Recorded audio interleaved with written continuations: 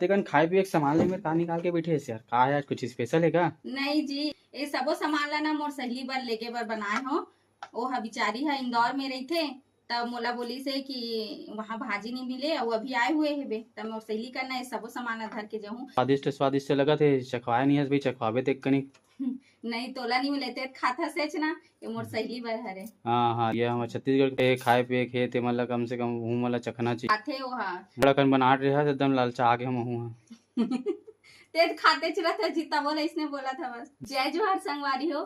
तो जैसे कि आप मन देख सकते हो, मैं यहाँ ये चिप्स बनाए हो, वो केला चिप्स हरे, साबूदाना की खिचड़ी बनाए हो, और ये हरे हमारे जो पड़ी चीज कथन ना जल खट्टा में बनाथन ते हरे फरा बना हो। फरा ला मैं हाँ हमेशा इसे सादा सिंपल बनाता हूँ, जिसमें सिर्फ सूखा मिर्ची तिली और सरसों फोरन रहते। ज्यादा में है मैं जैसे कई मन है मैं टमाटर प्याज डालते ना, वैसे में नहीं डालो। पर हाँ एक जो चटनी रहती ना वो हाँ थोड़ा चटपटा रहते, तीखा, तेकर से एकर स्वाद आते। और हो आप मन ना मोर आने वाले वीडियो ला जरूर देखू, जेमे आप मन फरा के और चेज भाजी के रेसिपी मिली। चिप्स के नहीं मिले संगवारी हो, काबर से चिप्स में 2-3 घाव बना चुके हैं।